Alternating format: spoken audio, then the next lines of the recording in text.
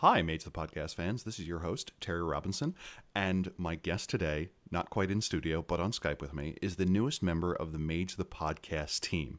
His name is Ira Grace, and he's going to be running our Mage the Ascension Twitter Chronicle, and I am super fascinated to figure out how one of the most complicated RPG systems is going to be run over a medium where your maximum number of characters is 280 characters. Ira, how you doing? I'm doing all right. How are you, Terry? I am splendid.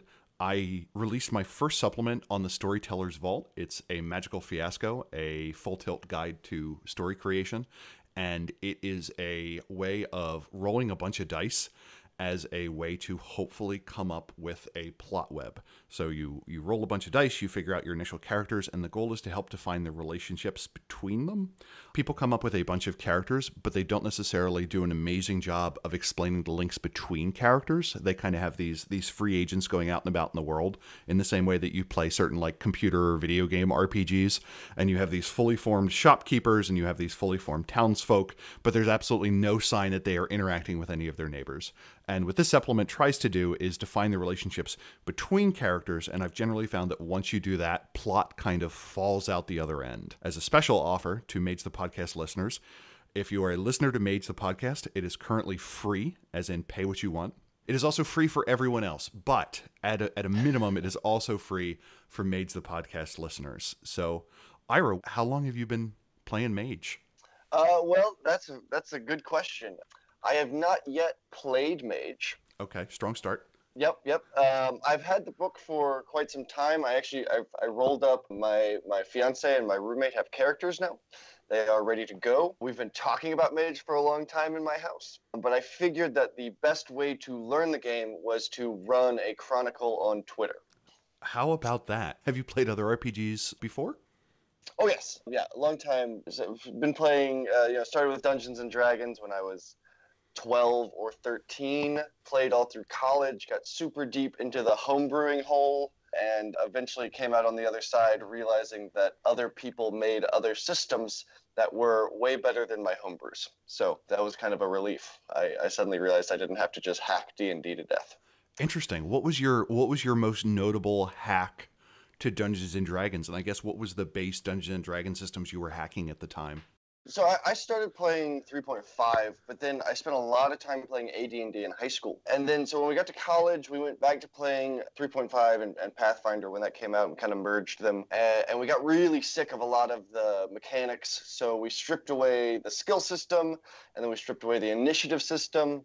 And then finally, we stripped away the magic system. And I rebuilt a magic system that was based on sort of learning different focuses of magic and having sort of a pool of mana and sort of having a free form effect ability that you could pretty much do anything you want within reason, but there could potentially be huge backlash problems if you failed or if things went poorly or sometimes even if things went well. So you can kind of see where I'm going with this. I made a really bad version of Mage the Ascension for Dungeons and Dragons 3.5. Yeah, I'm currently dealing with one of my players is going to be storytelling an arc, and they were kind of angry that they'd come up with this antagonist of some sort and discovered that it already existed within Wraith the Oblivion. And I'm like, okay, just use the thing from Wraith the Oblivion. Somebody has already playtested this. Just jam it in and say that it exists in the High Umbra, and no one but me will know. So... Exactly. So you accidentally created your version of D&D. It would have been great if the name of the Chronicle were like A War of Dungeons and Dragons with reality on the edge or something seemingly very close. What we wound up doing was with that we were really into Lovecraft, and what we wound up doing was a lot more stuff that was close to sort of the Mage the Awakening, Exarch kind of stuff, like these sort of like shadowy overlord entities. So we wound up having a lot of games that kind of dealt in and around that. And the magic system, I mean, it technically worked. We had guys who had time magic who were slowing down time and looking back through it, and we had a lot of environmental wizards who could cause earthquakes and things like that. But yeah, at the end of the day, it was very clunky, and it usually resulted in failure, and that failure was fairly deadly. Noted. That's what we look for in a good RPG. How do we punish our players for for not succeeding. So you said to yourself, hey, I haven't played Mage. And you said to yourself, hey, Twitter's a really weird medium to use for conveying anything more complicated than a bumper sticker. What made you say to yourself, I think I'm going to run a Chronicle on this? Yeah, so I was totally obsessed with Mage. I wanted to play it so bad. I wouldn't stop bugging my friends about it, but we have too many games going on as is. So when approached by Joseph to retake on this Twitter Chronicle project, it wasn't anything I'd ever done before, but also the format was very intriguing to me. I think that there are play-by posts that I've watched and dabbled in a little bit. And part of the reason that I haven't connected with the play-by post is partially because of this sort of long-winded, rambling tendency to, you have these novels in text. It can become a lot to follow. So with Twitter, the format will necessarily force you to be concise and be direct, and it's just such a weird medium to run a role-playing game on. It wasn't anything I'd ever considered doing before, but when handed the opportunity, it was one of those moments where I was like, well, even sink or swim, this is just too weird of an opportunity to pass up. So is it the case then that you are limiting what characters do to a single tweet or to a single post? Like the advent of the tweet storm and the threaded tweet have kind of belied the fact that you can now accidentally like read a novel on Twitter if the person chooses to be particularly verbose. Walking into this, what are you saying to the players regarding this is the amount of description or this is the amount of verbiage I expect out of you? Are there any restrictions on that? Or do you feel that the medium is going to naturally tend towards brevity? Which of those two do you feel is going to drive a more, let's say, concise manner of communication between player and ST? I am going to be putting very few restrictions on the players to begin with, because I think this is a grand experiment and we should be open to learning new things about how we can tell stories in this form. That being said, I think that all threads on Twitter, even the longer ones, they're naturally partitioned into these little nuggets. Okay. So when you read a Twitter thread, you start with the first one, and then your brain has to switch to the second one. You're not reading a paragraph, you're reading these little sliced up sections of it, and you form an opinion after every tweet, even if it's in a longer thread. Your brain is going to sort of jump ahead and decide what you think about it before you ever get to the bottom of the thread, which is one of the reasons why the format is so volatile and inflammatory. Even if you have a 20 tweet thread, most people aren't going to read the whole thing, and the ones that do have been forming opinions about it all the way. They're not going to get to the end and then form an opinion. So I think that will naturally encourage brevity. I think that sort of disconnect is a really interesting way to communicate, because it's going to force players to interact with the information that they're being given very differently than I think in a normal play-by-post or a normal tabletop situation. That makes a reasonable amount of sense. I guess the least charitable way of summarizing it was, I recall someone saying that Twitter is the natural predator of nuance, and I can certainly appreciate that. So if I were to be participating in your Chronicle, you've created a storyteller account of some sort, I imagine, and I'm a player, we all follow each other. How do I interact? Like, what is there? Do I have a side channel to you? Can I send you a direct message with an inquiry? If I'm a member of the public and I want to watch what's going on, how do I do that? I have a Mage Storyteller account at Mage Storyteller, and each person that wants to participate will be expected to make a dedicated account for their character. Very much like, there's a Twitter account for God. So you'll sort of be a novelty Twitter account for your character.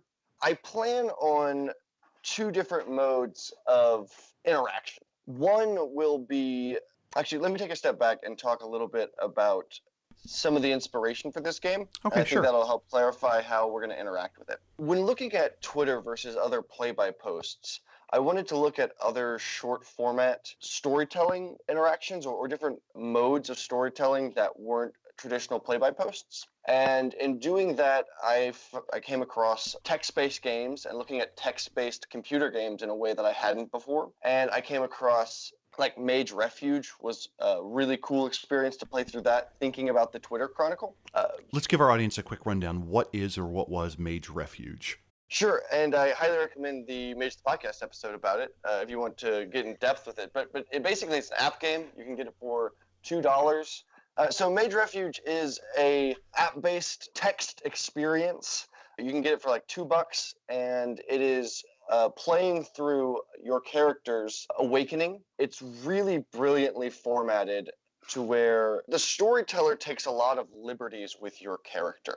They're guiding you through this story, and they will place you in different situations, and you respond to those situations. That is a really cool idea when thinking about something like a Twitter game, where if it's totally free form, open world, I think that's a very daunting experience. But so the way that I want to use that concept is there is an amount of directedness that I think the game needs to have, where players can both request scenes from me, so to speak, and I can request scenes from them. One of the ways that I want to do that is to post general threads where anyone can come in and interact with that situation. So an event happening, like it could be a small thing like a car crash in a certain part of town, or it could be a big thing like a big rally or event, and then characters can come into that situation and respond to it. And then the other main form of interaction will be characters placing themselves in situations, and then me responding as the environment to them. You have this running feed, an event happened. You post that there has been a car accident and players are going to choose whether or not they want to interact with that. Yeah, I think that's a good way to look at it. So, for instance, if I let everyone know that on Thursday I'm going to be online for 2 hours of open storytelling, I might start that off with a tweet that says, the bakery on Clark Street is on fire. If nobody interacts with that, then the bakery on Clark Street burns down. That updates the setting.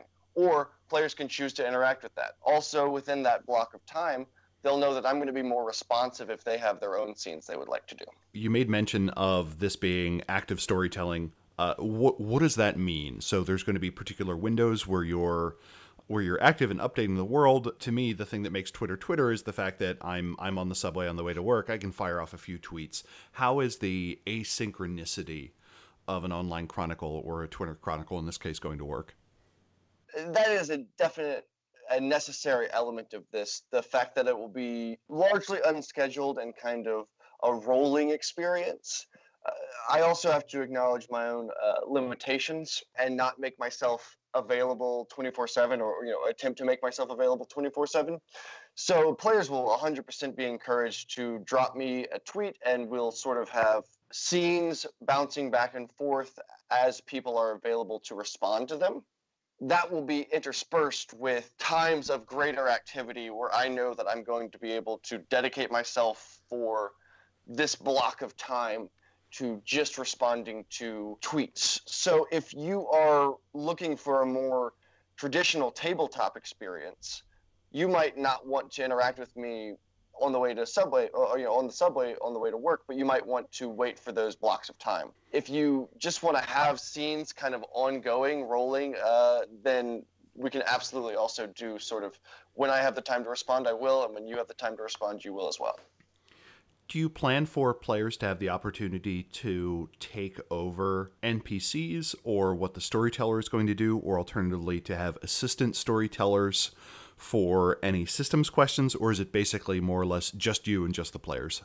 I'm 100% open to the idea of expanding the storytelling team. I just listened to your episode with Bob Batten of 25 years of Vampire the Masquerade, and I briefly played in their Curse of Cain game. The only reason I quit that game was I had to make some budget cuts. They have an amazing staff that is super responsive and is always on, or for the most part, and always down to help you out or to answer questions. They also have a lot of player interactions. Both of those things I think are goals to strive for. I don't mind players taking certain liberties with the world within reason. And we're drifting close to mechanics questions. We're drifting close to sort of the mechanics issues with that, and then the setting issue with that. So on the mechanics side, most things in this game hopefully won't require dice rolls, which opens up for a lot of player interactions as well, and them having the ability to take liberties with certain aspects of the world. The other part, the settings question, and we can get more into this later, but I do want the game to have sort of a conspiracy. It's about who are your friends, who can you trust, and with that, they can't take certain liberties with like answering kind of those big, broad questions. But anything underneath those big, broad mysteries that I want to build into the world, I'm fine with it being a collaborative storytelling experience. Okay, so you started to mention mechanics and themes. What is the name of the Chronicle, and what do you consider to be the mood and the theme of it? The Chronicle is going to be called Mage Duplicity, and it is going to be set initially in Washington, D.C. And I say initially because I'm not restricting players to staying in Washington, D.C. I think that if we had players operating in different cities, that could offer a lot of interesting problems and stories to tell. Initially, everyone will be in Washington, D.C., and it is very much the tone of shadowy government, conspiracy, and the mounting dread that being immersed in that kind of situation can bring you. One of the things that I hate about Twitter, but like for the purpose of this game, is anyone can go on Twitter and present themselves as an expert, regardless of whether or not they are. So you don't really know who you're talking to or like why they think that they know what they do. And I feel like that to me is a theme that I can really sink my teeth into with World of Darkness, and with unreliable narrators, and with NPCs having bits and pieces of truth, but not the whole picture. That, I think, translates very well to Twitter, where you're going to have people that you don't know if you can trust what they're saying, and it's just popping up on your screen, and you have to decide whether or not that's going to be a piece of information that you trust. So that lack of trust, both in the NPCs and the format itself, I think will kind of have a nice interplay. One of the tricks, though, with a Chronicle based around that is if I have access to Entropy 1 or Mind 2 or 3, questions of trust can quickly become trivial. Do you have any mechanics as the storyteller to prevent characters from just magicking their way or scrying or soothsaying their way through the question of, is this real? Yeah, that's interesting, and I think I'll probably come up with more tools as time goes on, but my instinct is this is a political game. One of the great things about politicians is that, again, one of the great and terrible things about politicians is that when they lie, they try to lie with a grain of truth built in there. And I think that can subvert some of those magical effects where you can scry into their mind and see if they're telling the truth, but you're only going to learn whether or not they believe they're telling the truth. Or you might learn that, there's a lot more nuance in is someone lying than just a yes or no question. I think exploring those themes can allow players to still feel like their magic is being useful without just obliterating the entire intrigue aspect of it. So are the characters mostly interacting with mortals or night folk? DC is notable for being a hub of vampire activity in the V20 continuity. I don't know about V5. You have Marcus Vitel, who is this fifth generation La Sombra, who's attempting to turn it into a haven for anarchs. Is any of that being included in there? Do you have crossover elements to it? How does this fit into the wider World of Darkness? So I want to put this out right at the front. I am not overly concerned with existing meta plot. Okay. I take it as inspiration, but not necessarily as hard fact. Mostly because this is a game on Twitter. I don't want to get into setting questions with players where they say to me, well, in this book, it says that this street is completely dominated by Malkavians. So what do you mean that there is a Euthanatos chantry here, or whatever? I'm throwing out a lot of the hard canon to expedite sort of the game itself, and to preserve a lot of the mystery elements of it. That being said, on crossover, I definitely have a few places here and there where you might encounter other night folk if you go down the right or wrong alleyways or into the wrong boardrooms. It won't be a heavy crossover game. You're not going to be dealing with rampaging vampires all over the city or huge amounts of werewolf influence. I like a game where the characters don't know a whole lot about other night folk, about other traditions necessarily even. I like a game that's made up of individuals and less of a game made up of these sort of monolithic organizations. So in the meta plot, I'm taking a little bit from Revised, I'm taking a little bit from First Edition, I'm taking a little bit from sort of all over the place and spinning that together with something that helps support my own flavor. To that point, the Council of Nine Traditions is destroyed, yes, but no, the Avatar Storm didn't happen. They were destroyed through much more earthly means. And I want to make those hard turns because I don't want, because a lot of the meta plot elements I didn't see supporting this type of game. If you can just head down to your local council meeting spot and have a bunch of questions answered for you, that is going to dispel a lot of the mood that I'm going for. At the same time, I want Horizon Realms to be a thing. I want people to be able to explore the Umbra. I think that's a really exciting part of the game. So I want both of those things to be true, and that was the way that I saw to do it. That will support the game's theme, again, in being hunted and feeling alone and feeling isolated, and that is definitely something that I want to explore with this game. What is the starting power level of the players?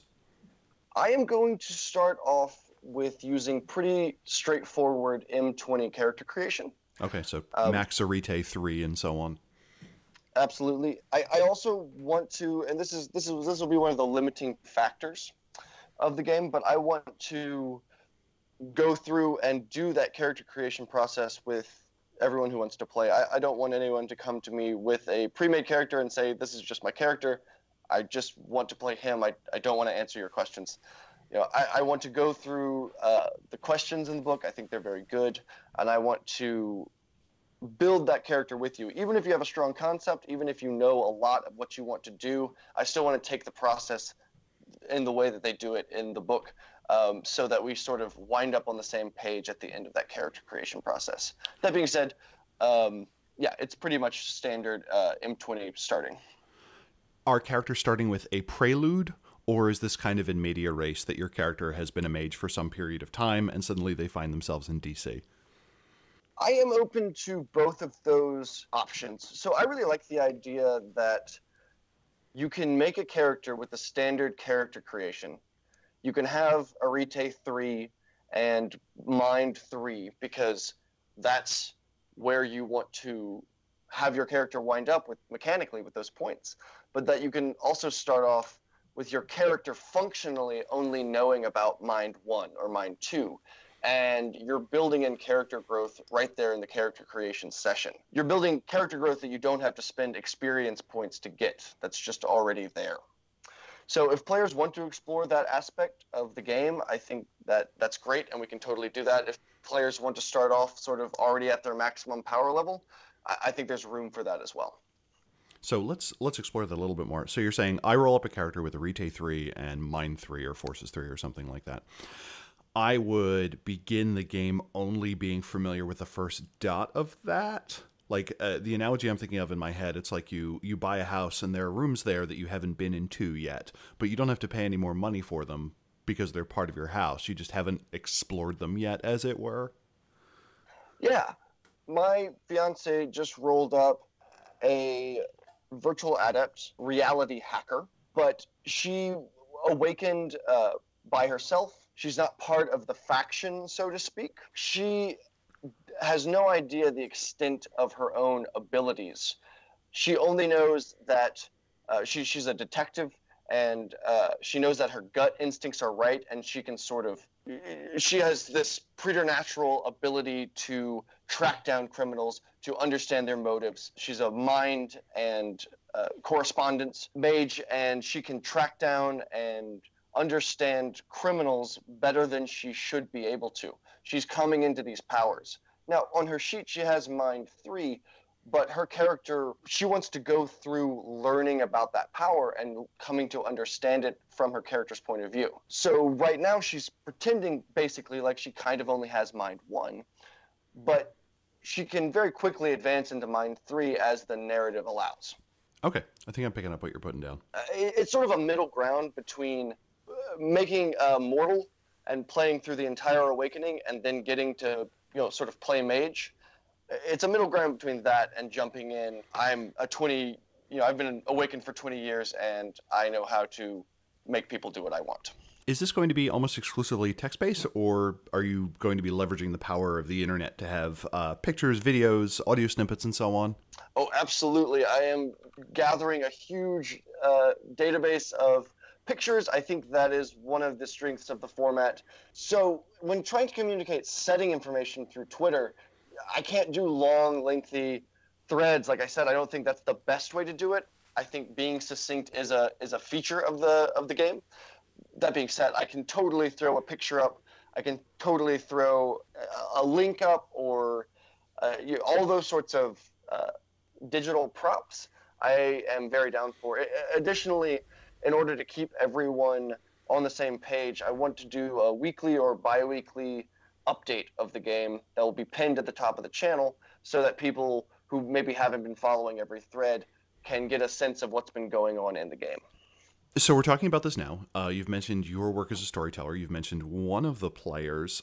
How are you recruiting players? Are you still looking for more? If our audience is interested, should they do?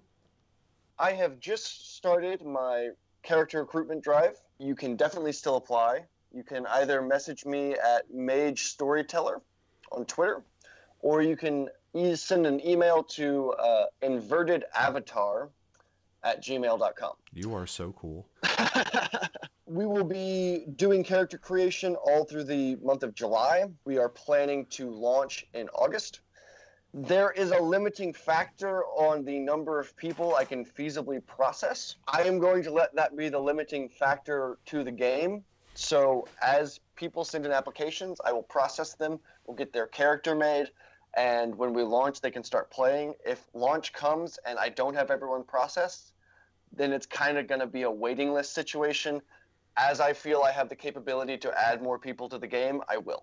At this time, I don't have a set number of what that cap looks like. It's going to be more of I ran out of time to do this week.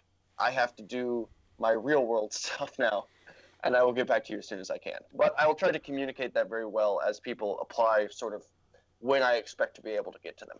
And since you are doing this at the grand old price of free, I am pretty confident that even if someone doesn't get in, they are getting what they paid for, i.e. nothing. So if our listeners are curious about this, they can contact you at one of those 2 points. Try and get that in sooner rather than later. Do you feel that with Windows, what times of the day do you feel you're going to be active? The question in my head is something to the effect of, we have a listener in Brisbane, or we have a listener in Vienna or Hyderabad or Brasilia. What times are you shooting for, just so they can say, hey, this actually syncs up with my availability in local time? I am Central Standard Time. I typically am free in the evenings and on the weekends. I have an 8 to 5 job. I also am not opposed to spending part of my lunch break working on this. But generally speaking, it will be evenings, Central Standard Time, and then a lot of availability on the weekend. So if you are a listener and you would like to play and you have a radically different time zone than me, that makes playing hard. Well, I play a game every Sunday with my good friend who is in Japan. We wake up Sunday morning to do it so that we can find some time to link up. I will be doing the same thing for this game. I'll try to keep my times a little bit shifting. so that I can hit different pockets of people. It won't be the only time I'm available is Thursday afternoons between 7 and 9. I'll try and change that up week to week so that I can hit different folks. And how collaborative is this in the sense with the players? Like, for instance, you have the best comparison I can think of is historically in Mind's Eye Theater for in-person LARPs. Players tended to be somewhat adversarial with one another. That is slowly giving way to a Nordic style of, okay, I want to fight your character and I want you to win because that'll give me a setup to do this, so on and so forth. To what extent are the players being pitted against each other? They can pit themselves against each other if they would like. I think that there will be some political machinations in the game that will make that a reality. That being said, from a player-to-player standpoint and not a character-to-character standpoint, I would like this to be very collaborative. I want you to work with me. I want you to work with your other characters. I would love it if people had their own private message threads and talked about things they would like to see and things that they would like to do. We're trying to tell a good story here. We're trying to, show off, I think, a different side of the game that can be accessed through doing this weird medium on Twitter. And to do that, I think it'd be better if we were collaborative than if we were not collaborative. Also, it's by its very nature going to be difficult to do a lot of combat. I'm more interested in intrigue and then very, very short and intense combat. I think that's what Twitter is going to lend itself to. So the fighting will be narratively driven. The conflicts will be narratively driven. If your characters come into conflict with one another, great. Then that's probably going to result in some sort of resolution of that conflict. But I don't think people should come into this with an adversarial mind. You should not be trying to snipe off as many other player characters as you can. And that's going to be part of the review process. In our interview with Chris Zach, he said the glory of an online Chronicle is if you're willing to tell a story, there's probably 10 times as many players interested in participating than would be the case if you were actually meeting in meet space. And I imagine part of your application process is, okay, so what kind of game of Mage do you want to run? Sorry, this doesn't meet with what I want to do. So let's take a second to draw very specifically on what kind of player are you looking for? I am looking for players that are willing to take liberties with the system and the setting, to explore it in new ways, and to be open to new interpretations of it. And I am looking for players that, when it comes to player relationships, are going to be very supportive, even if their characters are in conflict. And then on a more technical level, I am interested in players that are willing to kind of dive into this format and try and find out what they can do with Twitter that maybe they couldn't do in other games, to explore the storytelling with me. If you come into this thinking it's going to be just like a forum or a Discord-based play-by-post, I think you're going to be disappointed, because I think Twitter's going to limit a lot of the things that make those formats great. But if you come in this with an open mind and a willingness to explore a very strange mode of storytelling, I think we're going to have a lot of fun together. And I think we're going to tell a really interesting story. So this kind of reminds me, I am starting to get a Blades in the Dark Chronicle up and running. And the first rule of GMing they give you is be fans of your players. And it sounds like that you want your players to be fans of your other players, as opposed to viewing them necessarily as impediments or pawns to their own acclamation of power. Yeah, I think that if you view the other players that way, you actually open up the door for richer and potentially more adversarial character relationships. But those have to come from a place of trust between the players rather than leading with the adversarialness and acting like the other players are the enemies. I want players to be fans of each other, and I really enjoy the Powered by the Apocalypse mode in general. I think that Blades in the Dark isn't Powered by the Apocalypse. It's close. It uses a small number of D6s for most things, but yeah, it's not the same. Well, never mind. Cut that little part out. That's what is it about the Powered by Apocalypse system that you like in this particular case? I like a number of things about Powered by the Apocalypse. I like that they take dice rolling away from the Dungeon Master or the Storyteller. For a Twitter game, I in particular am going to try and roll virtually no dice. I like that they encourage players to know uh, what the other players want to do. The story path system also does this, where players know each other's aspirations and goals, and there is a collaborative meta mindset to try and bring all characters to their goals. And then we were talking about Paradox before we started and how that can be a very brutal system. I kind of view Paradox the way that Powered by the Apocalypse presents failing, to where you fail forward. When Paradox starts accruing, that allows me to make what's called a hard move against the players. That is a narrative element. It shouldn't be punishing the players for their creativity. It should be expanding the narrative in ways that present the players with new challenges. So what is a hard move? So a hard move in Powered by the Apocalypse is where if you fail a roll, if you get, I think it's underneath a 7 or a 6, nothing that maybe immediately happens, maybe something immediately happens, but the storyteller basically makes a note and says, I have a move that I can use at any point against this character that is related to this failure. What that encourages is, I think, getting away from the D&D model of it's a 1, so my guy's head must explode, to I failed this roll. What are the consequences for my character, and how is my character going to grow as a result? Okay. So this also brings up a critical question of, so how are you rolling dice? Do you have a @DiceBot or something? I do. I'm so excited about this. I didn't know that there were dice bots on Twitter, but I guess there's a new rule that if it's any form of technology, someone's going to make a dice bot on it. Yeah, I'm pretty sure my toaster oven can do two things: run NetBSD, and on top of that, also run a dice bot. So yeah, absolutely. So yeah, there is a dice bot on Twitter that will let you tag it in a tweet, say, @DiceRoller4D10. And the thing that I like about it is it comes back with the individual numbers of the roll. It doesn't just give you the total. So yeah, that wouldn't be very useful in World of Darkness.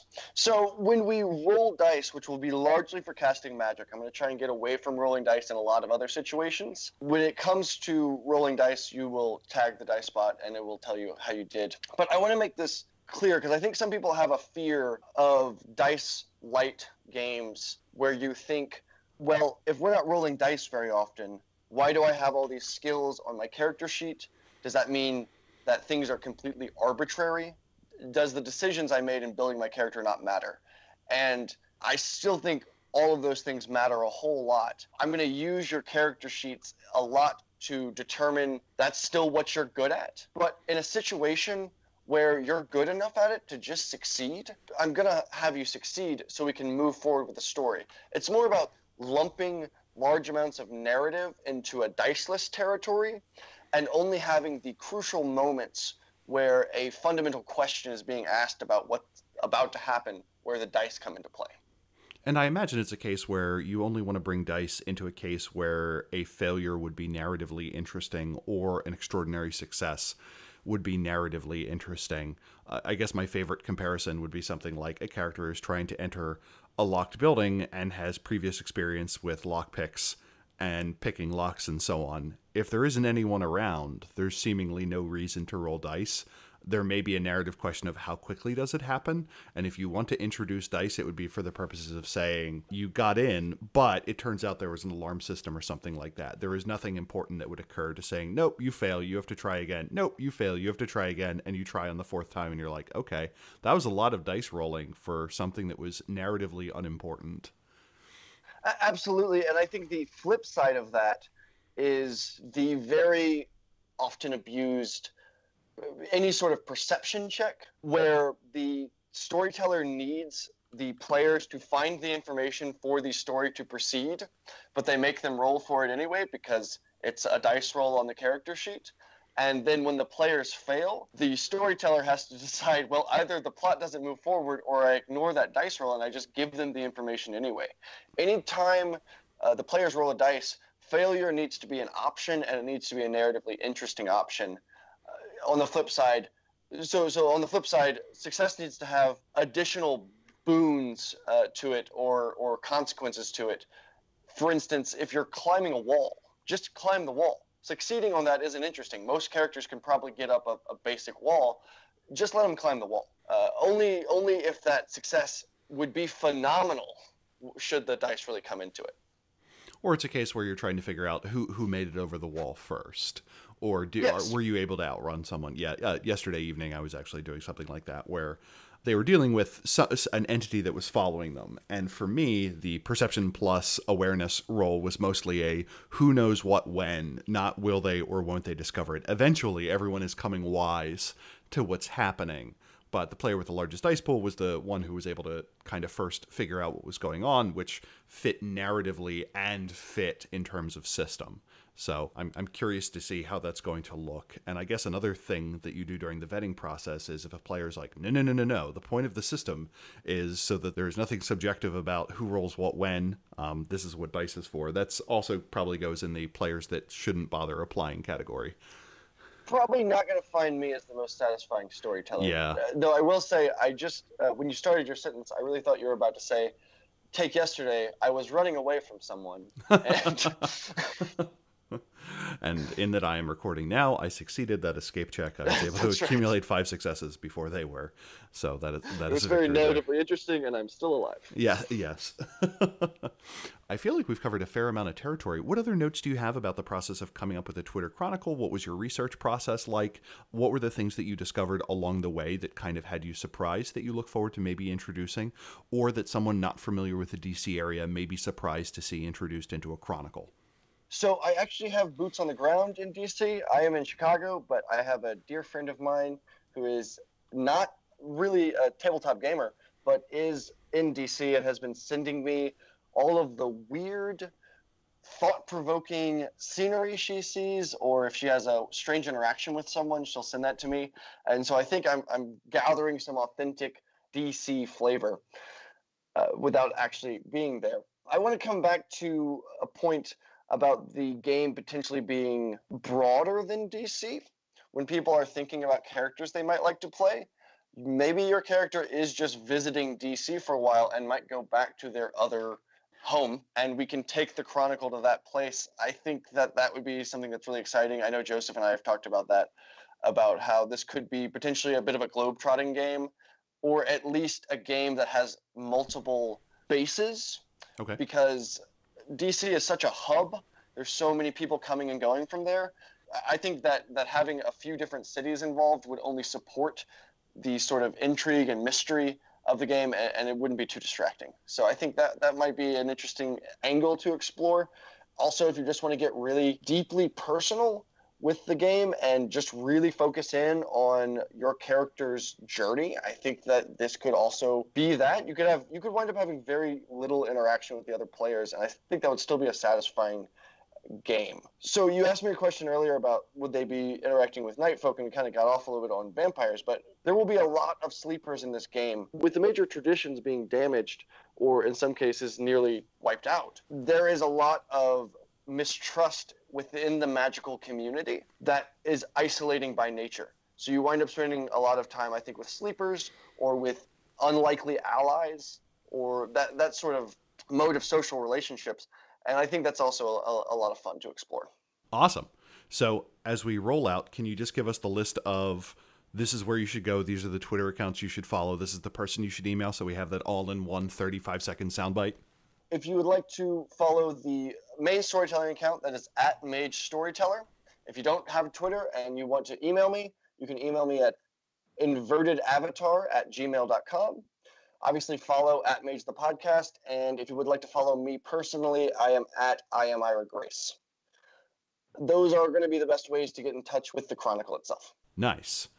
And this is an experiment. So if everything goes sideways and you hear this episode in August and you see that none of those Twitter accounts have any posts to it, it's probably because the whole thing fell to a giant paradox backlash. Either way. It's going to be a grand, fun experiment either way. If you've enjoyed this interview and it's the first one you're listening to, please subscribe to Mage the Podcast. Visit us at magethepodcast.com and listen to us on Anchor.fm, Spotify, or through the podcatcher of your choice. If you're a fan of iTunes, which doesn't really exist anymore, but you still want to leave a review on it, which I assume you can do, but I'm not entirely sure, I strongly recommend you leave that review. It helps us reach new players. If you are a writer, creator, storyteller, or person of interest in the world of darkness, particularly in Mage, drop us a line at magethepodcast@gmail.com. We'd love to talk to you or at least hear your story. If you have any questions for us, want to get in contact with one of our hosts or one of our guests, or have an idea on where you think the show should go, again, drop us a line at magethepodcast@gmail.com. Your non sequitur Mage the Ascension quote of the episode is, now I'm going to go to my bookshelf, most of the club's regulars claim to be bisexual. For the most part, this allows them to dress androgynously and fuck anyone they please, without considering the true nature of their sexuality. If you know what book that's from, you're a dork, and we love you for it. Terry out.